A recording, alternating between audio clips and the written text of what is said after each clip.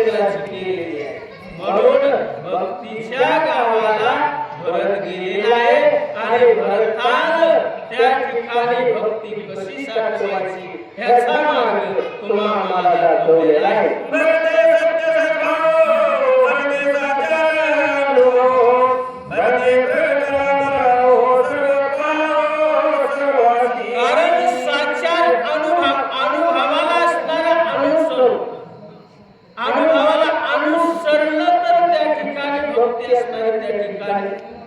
स्थान करीत आहे जे काळाची व्यंकटी सांगू तया सत्कर्मी गती वाढो भूता परस्परयांतो मैत्र जीवन. कारण सर्व भूताला असणारे सांभाळून घेणारी भक्ती आहे आणि ती भक्ती भरताना साठवलेली आहे असं त्या ठिकाणी गौरवाचा सांगू लागले.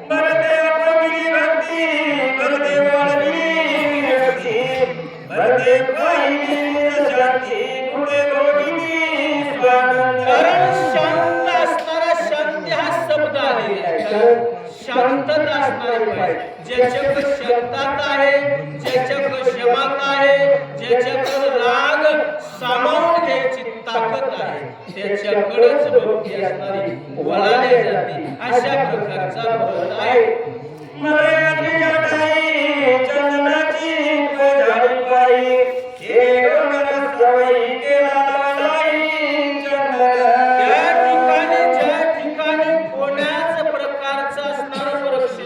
त्या ठिकाणी एक झाड उगवले जातं आणि त्या झाडापासून सारे असणारे डोंगर लवलाय असणारा पांगल्या जातो. अशा प्रकारे भरत असणारा अशा प्रकारचा आहे.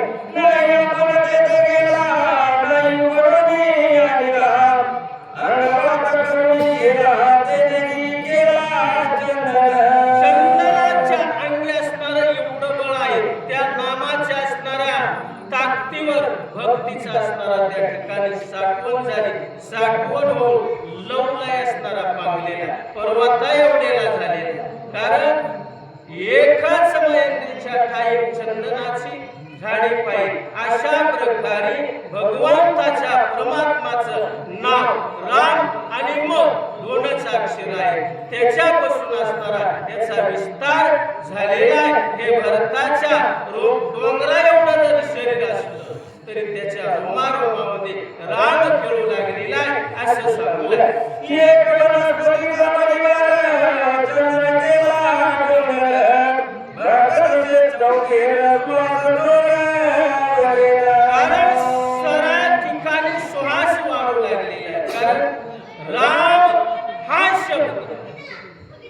पांगू लागले. पांगला सर्वप्रथम भरत ज्या ठिकाणी बसलेला आहे त्या ठिकाणी तरुण सुद्धा असणारे राम म्हणू लागले. का तर रामाच्या नावामध्ये एवढी ताकद आहे म्हणून भरतानं दाखवून दिलेली आहे.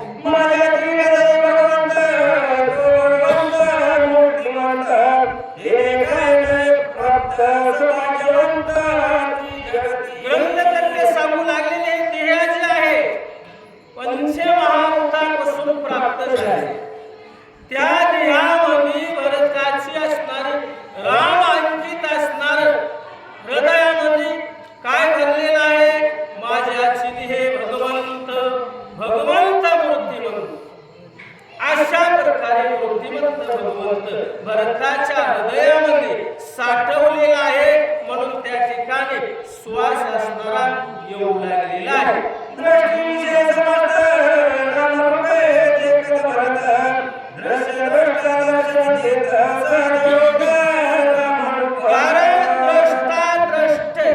कारण पाहायचं आहे जिकडे पावा तिकडे अवघाची कोण का पाहणारा आणि बघणारा आणि दुईच्या मधला जे अंतर असतो त्या अंतरामध्ये राम असतो म्हणून दृष्टी दृष्टांत कोणलेला आहे. म्हणून त्या ठिकाणी अशा प्रकारे कोणला म्हणून त्या ठिकाणी भरताच्या ठिकाणी भक्ती असणारे विस्तार झालेली आहे.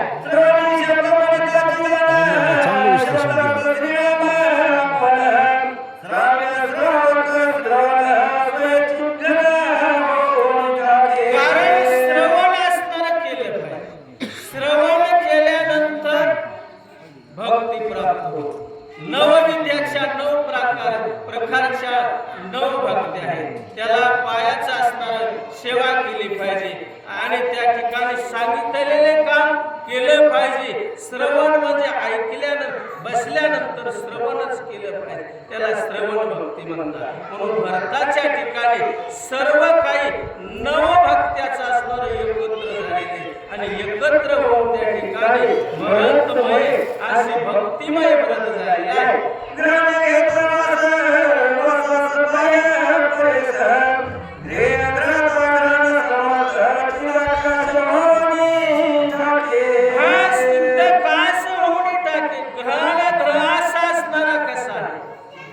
भगवंत आहे पण मूर्तिमंत आहे, पण त्या मूर्तिमंत भगवंताला पाहण्याची असणारी दृष्टी कशी झाली पाहिजे, दिव्य दृष्टी झाली पाहिजे. आणि दिव्य दृष्टी होऊन असणाऱ्या भरताला पाहण्याची असणारी ताकद राम काय आहे याची ताकद झालेली आहे.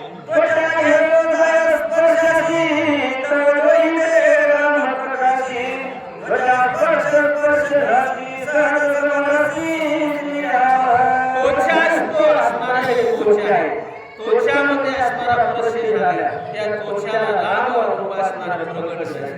रामाचे असणारे लिखाण असणारा या त्वचाला झाले, त्वचामध्ये असणारा राम भरलेला आहे. अशी अवस्था भरताची झाली.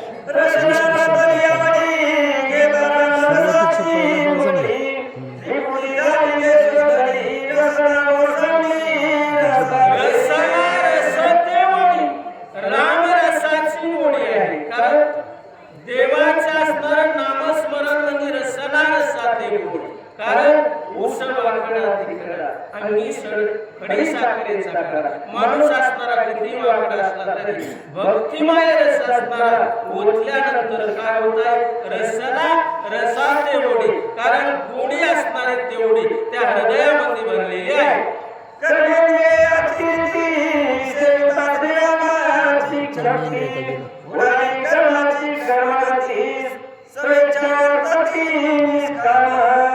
भगवंताचं नाम चिंतन भगवंताचे असणारे साठविला हरी हृदयामध्ये त्याची सरली वेरजारा जर संपवायची असेल एकाग्र चित्त केलं पाहिजे आणि एकाग्र चित्त करून भगवंताची साठवण हृदयामध्ये झाली पाहिजे. मग त्याला चिंताशी चतुराई जवळच येत नाही. अशा प्रकारे भगवंताचं नामचिंतनामध्ये एवढी ताकद ही भरताकडे साठवलेली आहे.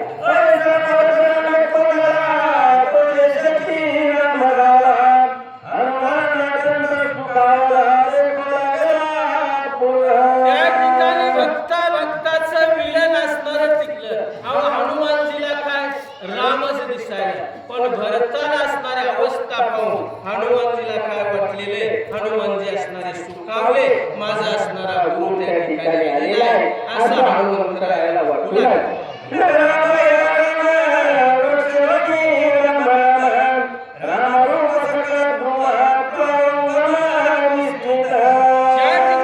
नंदीग्रामाच्या ठिकाणी भरत बसलेला होता. त्या भरताच्या भोवती राम नावाचं असणारं अंकित सर्व धुनी निघत होता. हे असणारं कोणी हनुमंतरायाने पाहिलं आणि पाहिल्यानंतर हनुमंतरायाला एवढा आनंद झाला त्या आनंदाला सांगता येणार नाही.